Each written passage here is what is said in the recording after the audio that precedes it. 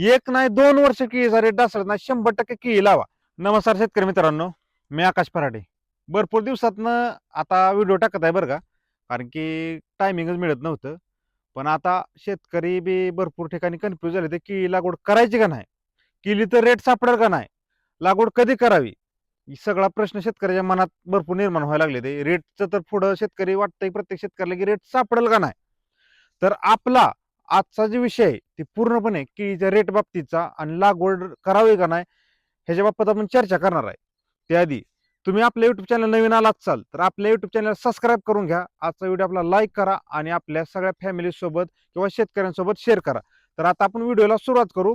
सगळ्यात पहिल्यांदा आता वादळानं ज्यांच्या केळी पडले ते त्यांच्यासाठी मी एक थोडंसं सांगणार आहे की भरपूर शेतकरी खचून गेले ते की त्यांनी खचून न जाता आता लागणीचं ज्यांचं प्लॉट होतं त्यांनी काय करा, खोडवा पिलाचं नियोजन करा.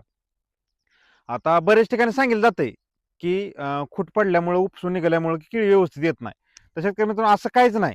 तुम्ही तुमचं खूट पूर्णपणे लागणीचं असेल ती मोडून काढा, पूर्णपणे स्वच्छता करा आणि एक खोडव्या पिलाचं नियोजन करा, कारण की केळी लागवड भरपूर प्रमाणात कमी आहे आणि पाणी नाही शक्यतो भरपूर ठिकाणी. ज्यांना पाणी आहे त्यांना 100% खोडवा धरा. केळीचं रेट 1 वर्ष नाही 2 वर्ष उतरणार नाहीत. जर एक्सपोर्टला काय अडचण नाही आली तर केळीचं रेट 2 वर्ष उतरणार नाहीत. आता सगळ्यात पहिल्यांदा मुद्दा, खोडवा प्लॉट भरपूर शेतकऱ्यांचं काढायला आलं होतं, जमीन दोष झाले ते. तर त्या शेतकऱ्यांनी काय करा, नाराज न होता निडव्या पिलाचं नियोजन धरा. कारण की अजून बी तुम्ही बघा लागवडी भरपूर प्रमाणात कमी येते. मी तुम्हाला प्रत्येक मार्गदर्शन देतच राहणार आहे. ते रिंग डोस असू द्या किंवा बांधणीचा डोस असू द्या, प्रत्येक व्हिडिओ आपला येतच राहणार आहे. फक्त तुम्हाला काय करायचं, आपल्या चॅनलला सबस्क्राईब करून ठेवायचे. तर आता नवीन केळी लागवड कधी करावी, आता शेतकरी मित्रांनो सगळ्यात महत्वाचा मुद्दा हे आपण सांगणार आहे की लागवड नवीन कधी करावी. तर आता काय झालं माहिती, पाणी कोणालाच नाही. असं 50% शेतकऱ्यांना पाणी आहे किंवा 50% शेतकऱ्यांना पाणी नाही धरून चाला. तर हीच टायमिंग आहे आता केळी लागवड करायची.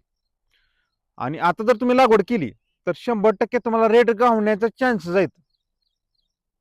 मग आता तुम्ही लागवड करायच्या टायमाला तुम्हाला सगळ्यात पहिल्यांदा काय करायचं, तर आपलं हे केळीसाठीच आपण मशागत केलेली आहे. आपण आता पहिल्यांदा मका पीक घेतलं होतं, एक दीड महिना झाला आपलं रान तापतंय आणि आता आपण एक पलटी मारलेली आहे. पहिल्यांदा एक सिंगल पलटी मारली होती आणि नंतर आता आपण अजून एकदा एकदा उभं नांगरलं आणि एकदा आडवं नांगरलंय. आता आपण ह्यात केळी लागवड करणार आहे आणि 100% आपल्या लागवडीचे पैसे होणार आहेत. तुमचं जरी रान असेल रिकामं तर केळी लावा, केळीचं 100% पैसे होणार आहेत. फक्त की अडचण काय आहे माहिती आहे का, सांगतो तुम्हाला. एक्सपोर्टला बाहेर अडचण आली तर रेट ढासळते. आज जर कॅरेटचा रेट जर बघायला गेला तर कॅरेट आज 23 ते 25 पर्यंत चालू आहे आणि बॉक्स 25 ते 30च्या दरम्यान चालू आहे. मग आता हे कसं काय झाले माहिती आहे का, कारण एक्सपोर्टला मागणी बाहेर देशातनं भरपूर आली. इराणचं जे युद्ध ते युद्ध थांबलेलं आहे, ह्याचा आपल्याला भरपूर फायदा झालेला आहे बरं का. फक्त बाहेरल्या देशात काय अडचण आली तरच केळीचा रेट ढासळते, नाही तर केळीचा रेट ढासळत नाही. आता तुम्ही एक नाही 2 वर्ष केळीचा रेट ढासळत नाही, 100% केळी लावा. आता आपण सर्वात प्रथम काय करणार आहे, आपण आता काय करणार आहे माहिती आहे का, आता रान आपलं नांगरून झालेलं आहे, आपण आता इथं बेड सोडणार आहे.